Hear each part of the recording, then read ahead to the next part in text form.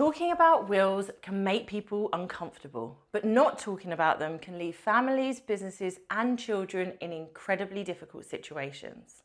Hi, I'm Rachel, and welcome to the Kent Business Show. For our very first episode, I'm joined by Teresa Dupay, founder of Waves, Wills and Legacies, a business helping individuals and families put the right plans in place for the future without fear, overwhelm, or uncomfortable conversations. In this episode, we talk about what really happens if you die without a will, why business owners and blended families need to be especially careful, and how having the right conversations now can bring peace of mind later. If you've ever put off making a will, assumed things would just work out for themselves, or thought it was something you'll deal with one day, then this conversation is for you. Let's get into it. Kent is powered by business, and every business has a story. Join your host, Rachel Bryan, on the Kent Business Show as she meets the businesses powering Kent, sharing their journeys, their experiences, and what they've learned along the way. A real conversation with real people, giving you real inspiration. This is the Kent Business Show, powered by your video team. So Teresa, welcome to the studio. Thank you, Rachel. It's amazing. Thank It's you really very much. lovely. I'm Love it. So excited to have you.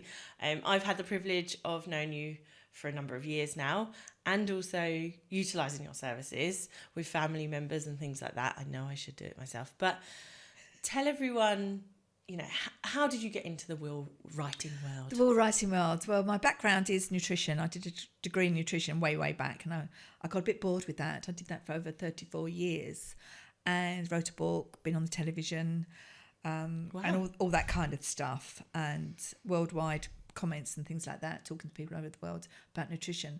And as I said, I got bored because in the end, people used to come into me and I really just used to look at them and say, please just do some walking, don't eat the donuts, and just get off your backside, basically. So I thought, well, but I do like helping people, so I changed. So I've got very good friends, and her husband started doing will writing after being in the financial service industry for years, and he said, go on the course with my best friend Lorraine. So we went up to the Society of Will Writers in Leicester, wherever it is. Sorry, I can't remember. Yeah. Was that in the Midlands? Yes, yeah? Midlands, yes. And we did the course, 3 or 4 day course. Oh my gosh, for me. But really interesting. And I thought to myself, I am a people person and I really want to give people the best service that they deserve, especially when you write a will. Because people's thoughts about my writing a will is sometimes when I write my will, I'm going to die. Well, you're actually not going to die. We're all going to die one day, but you're not going to die just because you've written a will. And I just want to put that across to people when I talk to them. It's okay. And it's just putting things in place for when you have gone, your legacy. It's this superstition, isn't it? That as soon as I've got one, Yes. I'm now ready to die. Yes. And that's yes. obviously not the case. It's not the case at all. No, not the case at all. But that's what people say to me. Oh, if I do that, I'm going to die. Well, you will one day, but not now. But let's put things in place for when you do. So if that's the scenario that obviously people are worried about, what happens if they die without a will? Right, if they die without a will, that could be quite tricky. So for instance, if you're married, it's better. Obviously, or civil partnership, they say, civil partnership. So your partner, wife, husband will get the what you've left. However, not necessarily always that's so true. If you're in a business and you're a director, say the woman or the man, and they are not directors on your business, and you automatically think, oh, that's okay because my wife or my husband can run the business. That won't happen because they're not a director. So you need to make provisions so that when you do pass away, if you want to sell it or you've got another business partner, but if your wife or husband is not part of that, they won't get that business. And why would they? Also, sometimes husbands don't want to take over their wives' businesses and wives don't want to take over their husbands' businesses. So it's not a given that they do that. So the really interesting thing about, especially these days, I call them blended families, where you may be married, somebody may have lost their husband or wife and they remarry, they've got maybe 2 or 3 children, and they remarry somebody that maybe have 2 children. That's a blended family. So what happens then? So that's where it gets really interesting. I feel like a Miss Marple sometimes. And I suppose this is the thing as well, when if there's been a separation but you haven't gone through the formality of divorce, then again, if something happens to you, your ex-partner could be getting everything going, thank you very much. Absolutely. And how horrendous for either children or new partners and things like that. Absolutely. You're quite right there, Rachel, because even if they are with they're not divorced and they've got a will, and something happens to them, their husband, wife would get that share. So really and truly, if you are having another relationship and you've moved in and it's, you know, a long-standing relationship, then it would be good to get divorced. Then it's null and void anyway. It's like you've passed away. And then do another one immediately. Wow. With your new partner or just for yourself. Just yourself, yes. But also people still think that, oh, I've been living with my partner for 20 years, 30 years. It automatically goes to the other half. No, it doesn't. You still have to make a will. It's not a given that you will get everything. You won't. Gosh. It's quite a scary concept if you think, like, I mean, I remember making the joke with you a little while ago about children and said, you know, well, if I go, I'm not here, they can fight amongst themselves. But again, they don't automatically go to family. No, they don't. They're now going to end up potentially in the system and who knows where. So again, from, you know, your children's aspect, where are they going if something happened to both of you or something like that as well? Absolutely. And people, young people, that have got married and they've got 2 lovely children or 3 lovely children and they're running their businesses and they haven't made a will, and sometimes you go around together, especially like you and Ben, you are a package and you're always together. Always. Well, okay. Always. Okay. Didn't mean it like that, but a wonderful package. So you're together a lot, and what does happen if somebody drives into you, or what happens, your children, who's they're going to be their guardians, you don't have anything in place, they can go into the system, as you quite rightly say. So it doesn't matter what age you are, please just do a will. And it's really easy, and I make it really comfortable. You know, I do take tissues, but we don't use them. We might use them for laughter, more so than tears of sorrow. But I do make the people feel really, really comfortable. I love people. I love what people do. And I've got some wonderful stories that I can tell you. There you go. Tell us a story. So I've recently done this lady's will. Her husband passed away, and they've been married for, I think it was something like 64 years or something. Anyway, it was a lifetime. And so redid her will, and it was really interesting because I asked to see her late husband's death certificate, because I changed the land registry as well, because we wanted to put it just in her name, so when she does pass away it's easy for the children to do all the probate and everything. So when I looked at the death certificate, he was born in Haringey.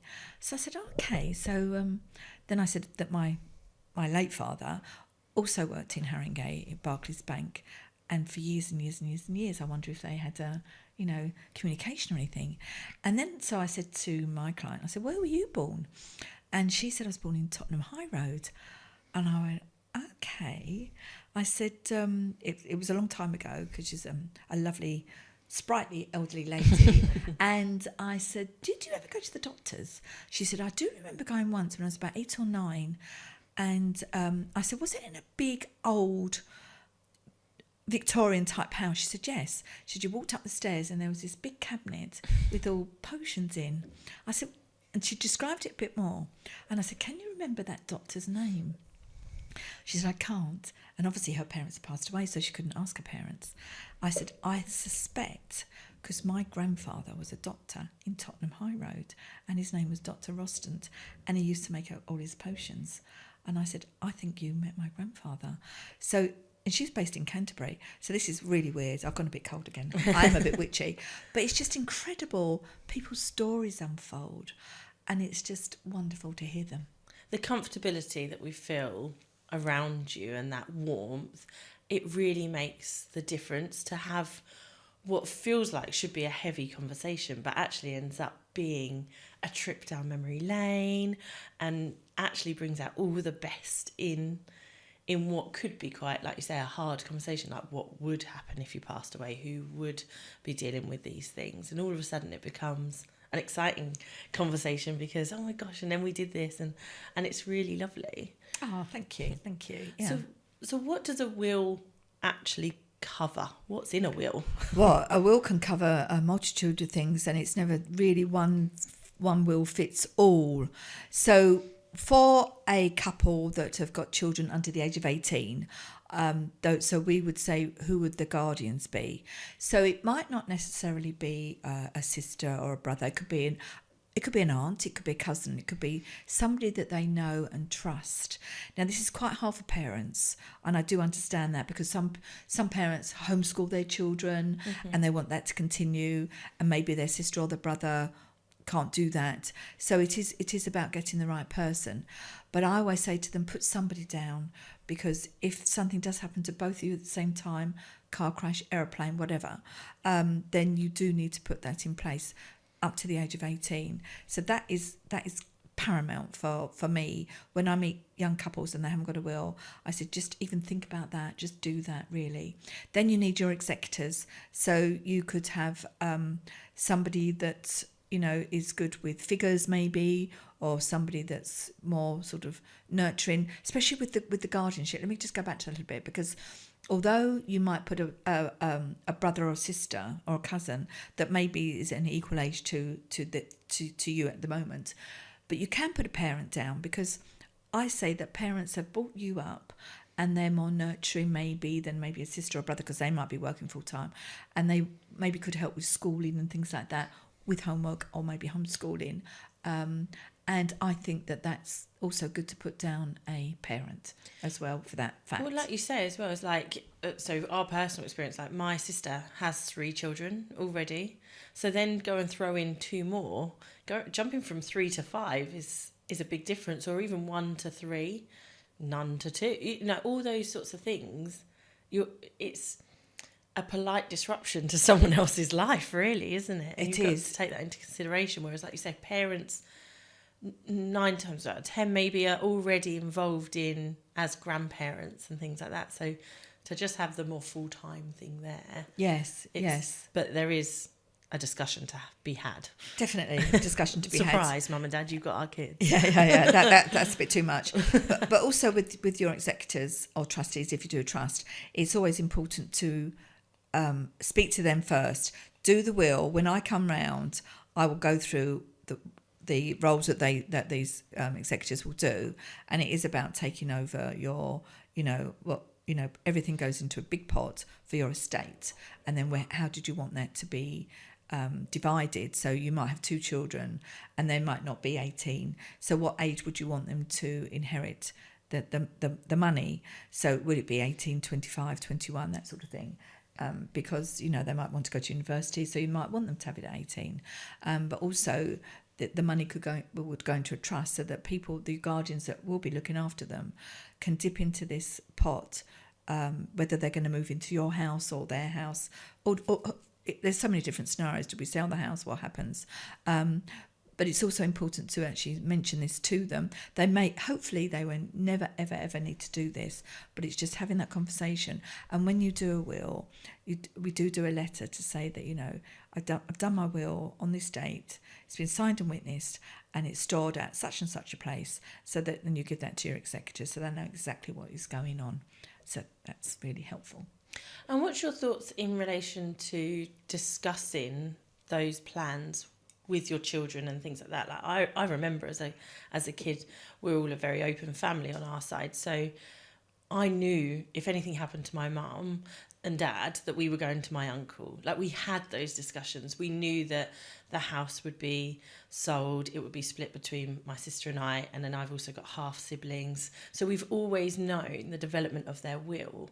How involved do you get children and things like that. Gosh, that's really unusual, Rachel. I don't know what age you were, but can you remember what age you were when you were told that or discussed? I was probably quite young. Like, Yes. we always spoke about those things. That's why I love soaps like Corrie and things like that. Because if someone died, we'd be like, Mum, what would you do if I come home like Sarah Platt pregnant and things like that?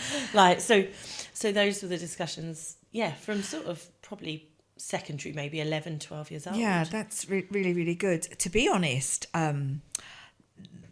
the parents don't really... Most parents that I've come across, to be fair, say they will mention it to the children, but not as open as what you've just discussed. I think that's a really positive thing to talk about. And I'm going to make sure that when I get a little bit more out on my social thing, that it's important to discuss these topics, because they might have a bunny rabbit, they might have a cat, might have a dog, and they do pass away. They don't live as long as humans, and you have a burial or whatever, and that it's important to say, well, this is a loss. However, we are not going to be here forever either, but we're going to make you as independent as possible. And if something does happen to Mummy and Daddy, then you will go to Auntie Carol's, and it'll be okay. We've got the big house, you're moving with you, and you've got obviously Jack and Sue, who are your cousins, but you love them. And I think that is so important to mention that. That's not really discussed. It's not discussed in the time that I've been doing that. It's not discussed. Oh, wow. So really, really beneficial that you've actually mentioned that. I'll take that. And I do think it's important, because had anything happened to my mum and dad, we wouldn't have just been sat in this land of limbo going, well, what happens to me and Sammy? Like, ultimately we knew what the plan was, and as much as we hoped it would never, and it never came true, or happened, we always were well assured as to, there is a plan, you will be looked after, don't worry if anything happens to us. In fact, I remember turning 18 and going, well, now who looks after me? Where do I go in the will now? Does Uncle Clive still look after me? Oh, lovely. So. That's really, really, really positive. That's really good. Yes. I don't think, in my opinion, and what I've experienced, that is discussed. That is discussed. Okay. That's really interesting, because I've got 2 grandchildren. They are tiny, so 6 and 4, nearly 6. And I'll speak to my son about that. Yeah. Because they've made their wills. They've, my son and daughter-in-law have made their wills. I bet. And not with you. But I don't know what's been discussed, because they have just lost their first dog that the children have known. So that was quite sad. But they've managed. They've coped. Yeah. They've coped. So that's good.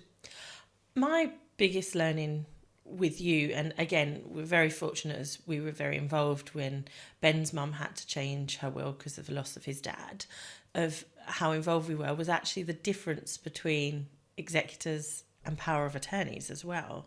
Can you explain that? Right. So with the will, you have executors or trustees, depending on what type of will you have. Now, for the attorneys, that's something called a lasting power of attorney. There's 2 different types. There's property and finance, and there's health and welfare. So this comes into play. It's a bit like an insurance, really. So if you lose your mind and you're still alive, then you would need an attorney to continue with your life. So they could pay all your bills, they can make sure that all your charities are still paid, your shopping, all that sort of thing. So they would have access to your bank accounts, which is really, really important, especially in this day and age. And also, that's for the property and finance. And if there's investments that you still want done, do you still want them to continue? So if you've got ISAs or premium bonds, something like that, what happens when you win? Where do you want that money to go? Do you want it to go back in, or do you want it to go to a different charity, etc., etc.? So that is called property and finance attorney. So you really want somebody that can trust. It doesn't have to be a family member. Some people say, I'm not giving it to them. But anyway, that's a different story. And really somebody that you know is good with money. Maybe somebody that's running their own business, or their accountant maybe, or somebody that they trust. And then the health and welfare, for me, is more important, because if you've lost your mind and you're still alive, and you maybe have to, you're on medication, or you've got doctor appointments or whatever, you need somebody that can really look after you, and they're your voice. That's what this is. So the doctors might say X, Y, and Z. You might not understand that, even though you're there, presence in whatever you're going through in a doctor's surgery or in a hospital situation, and your attorneys can speak on your behalf. So that is incredibly important, and I think that is more important, in my opinion. I'm not sure all will writers will agree with me. It's more important than a will, because when your will is gone, although you've put everything in place for your legacy, and you still live through your will for your legacy with wills, you are gone, and it's up to as long as you put it all in place properly, it's up to the executors to make sure everything's done properly, and you all get your money, or whatever it is that you get, your watch or your ring, I don't know, or the Ferrari maybe. But when you're still alive, the lasting power of attorney is incredibly important, has to be set up. Now, once you do this, it is an 80-page document. You can do it yourself. I totally agree with that if you feel like you can do that. On the Office of Public Guardian's website, it's very self-explanatory, but some people don't want to do that. I can add in other things that maybe help you. So do you want to go into a care home? All depends. If you do, what type of care home? Do you want to be sat in front of the television all day? Probably not. But all those sort of things we can add in, whereas if you do it yourself, you might not know all these things. And then you get your attorneys to sign. You sign, you're the donor, you're called the donor then. You sign, the attorneys sign, it's all witnessed, and it's all done in date order. And then I scan them, send them off to the Office of Public Guardian. Now, they used to be done within a week, but when Brexit happened, they took the staff off and everybody had to go on to the Brexit side. So it does take longer now. It can take anything between 18 and 20 weeks. Oh, wow. So the thing is, though, as well, so once they've received your documents, they scan them and then they file them, and then they work off the scanned copy. So they check everything, and then they write to all your attorneys. So each attorney will get a letter from the Office of Public Guardian, and it gives them 3 weeks to say, are you sure you want to be attorney? If you don't, it's now your time to say no. And then they can go back and say, well, that person's not that person is not going to be able to be your attorney for whatever reason. Mm-hmm. You can't have somebody that's under 18, you can't have somebody that's been bankrupt, and you certainly can't have somebody that's been in jail. But, it's up to, that won't happen. But anyway, and then normally that's good. They're all aware. Then nobody says anything. It's a bit like when you get married, Does anybody say, well, you can't get married? It's a bit like, oh, but this is 3 weeks. And then it all goes forward, and then you start, then they're sent back to me. It's all ticker taped, really. I call it ticker tape. So at the bottom of the, it's like dots, and then you open them up. I scan it again, and then I send it off. You do have to pay for each document. So a health and welfare costs £82 at the moment, but on the 17th of November, and you'll hear this in January, so 17th of November, they've gone up to 92. So it will cost £10 for each document. So, but my clients that I'm working with at the moment fully know that, and it's going in really quickly. Get it done now. Really quickly now. I know you think it's not too much money, but it all adds up, doesn't it? Really? Yeah, absolutely. Yeah. And I mean, when it comes to power of attorneys and wills, can you do one without the other? Yes, you can. I could arrange power of attorneys to deal with those sorts of things whilst I'm still sorting a will or having those discussions, and vice versa. Definitely. And you don't have to do both lasting power of attorneys together. I would do a package. So I'll do a will for the husband, a will for the wife, and I'll do the lasting power of attorneys for health and welfare of both of them, and for property and finance. And it's one big package. That's what I do. And then I know it's all done, and I don't have to really worry about that couple for whatever reason, what happens. I go back to my clients each year. Any changes? No, that's fine, because people do have grandchildren or have another child unexpectedly, and then it's nice to know that I keep in contact with them. So no, if you just want to do one, you can just do a health and welfare, you just do a property and finance. Entirely up to you. There's no set rule, and I won't make you do anything you don't want to do. And if it doesn't feel right, you can always go to somebody else, because it has to feel right. Yeah. I feel that with what I do, I know I'm not a counsellor, but sometimes you are. I'm not trained, but I've lived life, and I think if it doesn't fit, then go to somebody it does fit with, because it has to feel, it's peace of mind once it's done. Like you say, you're talking about quite delicate things, finances, property. There's also, like you say, assets as well. So you sort of touched on rings, things, Ferrari, all those things that you've got as well. Like it's at that point it becomes specific to start, saying this is going to that person, so that those arguments aren't ensuing after the passing of the owner. That's right. And it's very important to be as specific as you can, but you're only doing the will for that time. So it could be now, 2025. You might not pass away till 2035, 2045. You might not even have half of what you've got now. But the intention is there. And if you haven't got all the money that you wanted to give to your grandchild, say £10,000 each, and you've got 5 of them, then it will just go pro rata down into your estate, and the siblings normally go first, and then it's the grandchildren.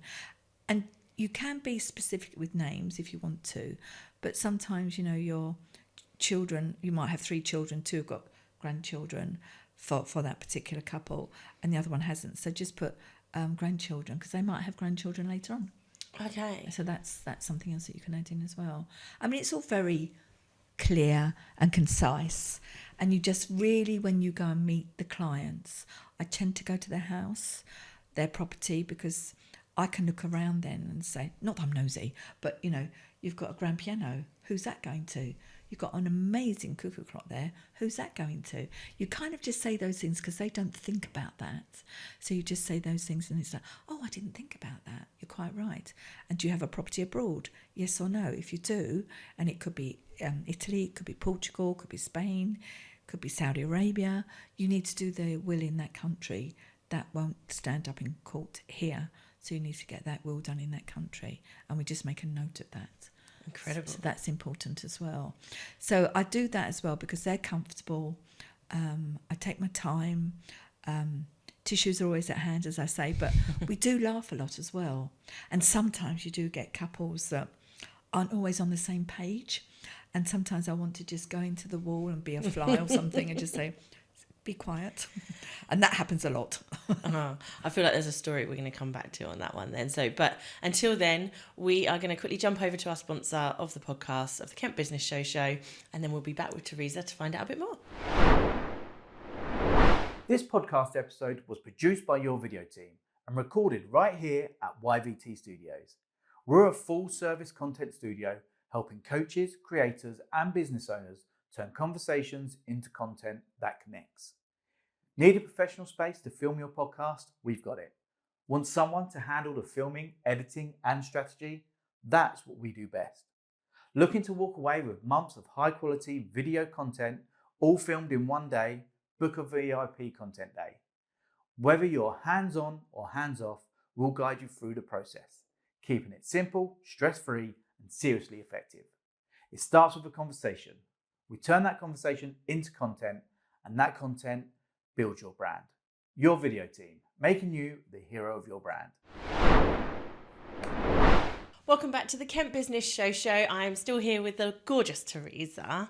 So Teresa, just before our break then, we were talking about how you've been in situations where obviously at the time of reassessing or rewriting wills, there's not always that agreement, and you're like, oh gosh, I'll just sit back for a minute. How do you overcome those situations? Okay, well, it's happened on several occasions, and I'm quite surprised, but then I suppose I'm not in another way, because it is emotive. When you're talking about a will, it is emotive. And especially one situation, it was a couple, lovely couple, married. He had a child from a previous marriage, and then they had a child together. So it was about, what I'm leaving to a number one child and not the joint child, and it got a little bit heated. So I just sit there and I don't say anything, and I just keep calm. They talk to each other or maybe shout to each other. And I say, I think this is great that we're having this conversation right now. I think we'll document this, what's going on now, and we've nearly finished now. Wrap up, and then I think you should talk about this, sleep on it, and then I'll come back to you in the next 3 days, and I leave it like that, because I've had people even phone me afterwards. I'm really not happy about what was discussed, but that's between them. I'm the mediator, and I just say, well, you need to really be clear on what you both want, because this is a legal document. And then I discuss it on the telephone, blah de blah, and then go back, and I will go back to them again in their home, and we iron it all out, and then it's all sorted. But it's happened on a couple of occasions, and I get it. It's emotive, and it's life, isn't it? It's real, and that's why I like doing it, because it's real, and I'm real. Yeah, absolutely. Yeah. And it's funny, isn't it? Because, again, what can feel personal to you can feel differently to your other half, but also to then the people you're leaving behind as well. Like, I know we spoke about your collection of umbrellas and things. They mean something to you. They have personal stories and attachments. But then all of a sudden, what happens when your kids are like, great, Mum, I've got 50 umbrellas, what am I going to do with these? And it's a hard, because as a child it's like, I understand your connection to it, so I don't want to just dump it all, but then similarly I don't need 50 umbrellas. So how do we get around those balances? I suppose really, for me, I spoke to my children and I said, this is what I've got, da da da. I definitely don't want that, Mum. Definitely don't want that, Mum, but I do want that. so that's fair enough. But with my umbrellas, I mean, I've collected umbrellas. I know we're going off on a tangent here for years, and I've had some amazing umbrellas. But I've actually donated them to boutiques that might put them in their window and things like that. So they are being recycled like that. But I just really think it's such a practical piece of equipment, and they can be so stylish. So that's why I have umbrellas. And that's it, though. Is like, I mean, we in our family, I say collect Lego. Can you? Yeah, play with a lot of Lego. So do we. Yeah, unbelievable. My parents, I always remember them having Egberts. Yes. And they have tons of Egberts, which I think there's maybe 5 out in the house, but then I know there's a ton in the loft. Yes. My sister and I have always had the joke about colour stickers. And in fact, that came from my mum and uncle when we were at my grandparents' house. We'd be like, whose colour stickers on this? I want this when they go. And those goodness, jokes we would make to each other. Be like, this is mine when they pass away. Yes. We've done that with my parents as well. We have done that, yeah. But as I said, my father passed away 2 years ago. He was 94, elderly, just checked out himself, really. Absolutely fine, nothing wrong with him. And my mother is still going, 96, and she's incredible. Incredible. But she said, oh, whatever you want, just have. But she's got the colour stickers on and she's got a list. So it's all done properly. So you all know who's because there's 5 of us and, Oh, gosh, yeah. Yeah, so it has to be done. A lot of stickers. Yeah. Incredible. So, Teresa, what's a top tip you would give when it comes to this? Okay, so really I would say, let's talk about your house.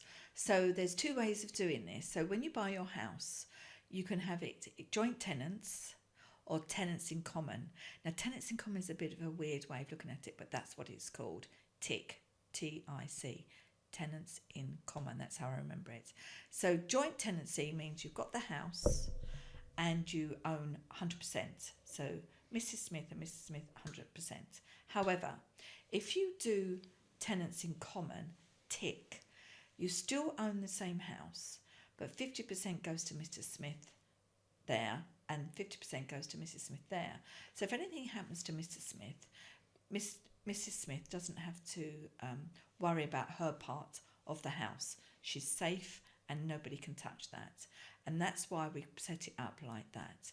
Now, when I talk to people, before I even see people, and we've booked the appointment in, I will go on the land registry and I'll see how it's been set up. Because a lot of people don't know how it's set up, especially if they've been in the house 40, 50 years. But even people that are buying houses now, I say to them, how is it set up? Because some mortgage brokers are quite cute now and they say, do it this way. So it's really important to understand why you're doing that. So I would say, when you buy your next property, tenants in common, TIC. So that's a little top tip there.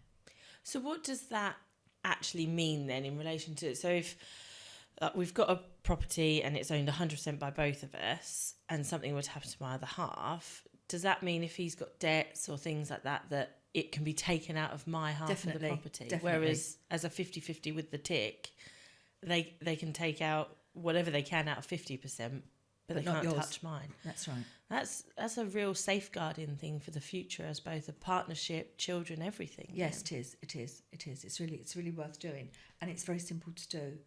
And if they haven't done it, when I see them, I talk about it, recommend it. They don't have to do it. Some people don't do it, and it's up to them. But I can put that in place for them. Can you change? Can you go Yes, you from can. one Yes, to the other? yes, yes, So you can, it's actually definitely. advisable to... Yes. But we talk about it. It all depends on what their situation is. Yeah, of course. Absolutely. But yes, you can change it, definitely. I can do that for you. Just go to the land registry. Yeah. And you've got a great to-do list that you have. Well, what I've got, yes. So what I say to people is, because so many people I can't remember the percentage, but so many people have not got a will. And it's over 50% in the UK that haven't got a will, so let's just use that. And I know it's more than that. So you've got your to-do list. So you might have fed the cat, done your horses out, you've done your run, you've done your weekly shop. And always at the bottom is, must do my will. All I'd say to you is, put that up the top. You spend more time procrastinating about not doing the will. And once you've done it, it's so lightening. And people say to me, I've got peace of mind. I've done it. Why did I take so long to do it? So on your little checklist, when you go shopping or whatever, and you've done your Sainsbury's or your Tesco's or your Waitrose shopping, and you've got down there, do the will, do it at the top and get it done. Just get it done.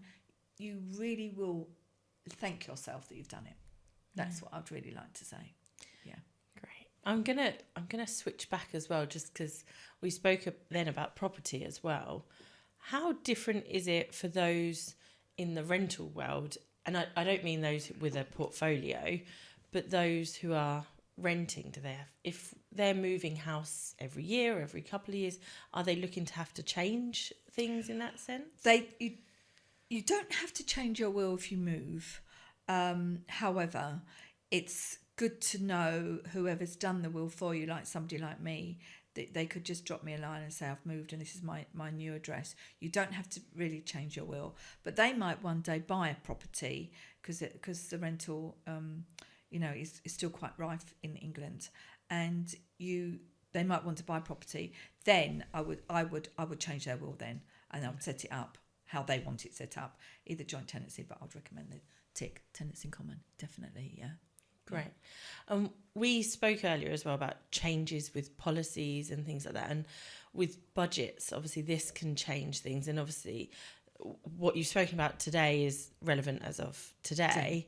However, that can change. How often do things like those impact the world of wills? Right. Okay. Well, a lot of the wills stays as it is, but we have got a budget coming up on the 26th of November, and I know when we hear this, it's been and gone. So I've not talked about inheritance tax or anything like that. All I'm going to say to you is, because I don't know what is going to change, if anything changes at all. So at the moment, if you're married and you've got £1 million worth of assets, with the residential nil rate band, you've got 325 and you've got 175,000 each. So when one passes away, the other one can have that money. So you've got £1 million tax-free of inheritance tax. Now that might not happen. I don't know what's going to happen on 26th of November. I don't have a crystal ball. None of us do. It might stay the same. However, after that, and when this comes out live, I will definitely, you can email me, shout, and I can definitely send you the link of where all that information is if it changes. If it doesn't change, I can still help you. But I don't want to say anything that may not be right for when this comes out live. But people can keep up to date with those sorts of things by looking. Is it on the government website? It'll be on the government website, yeah. Government. It all depends what it is, but government website is normally the pretty first one to go to regarding things like that.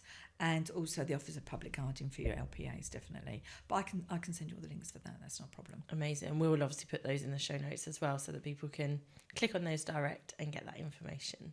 Great. So we also spoke about a gift that you've created for people who come and work with you. Tell us about this gift. Right. So I've created a little goodie bag. This is the goodie bag. So have to excuse this. Anyway, this is what I made today. So this is waiting for you now. So in here you will receive 7 reasons why you should make a will now, number 1. And then there'll be one on lasting power of attorney. So if you do lose your mind and you're still alive, there'll be 7 key pieces on why you should make your lasting power of attorney for property and health.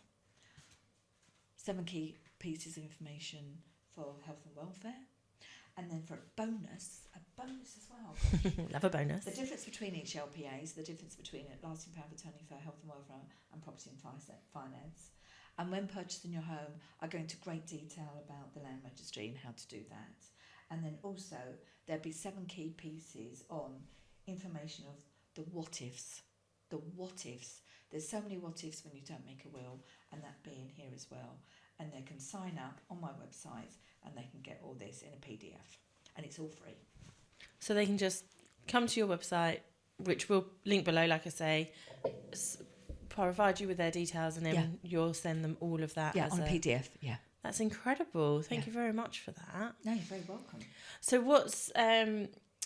let's have a final closing remark then. What's a final top tip for you, or piece of knowledge that you're like, you need to know this when it comes to...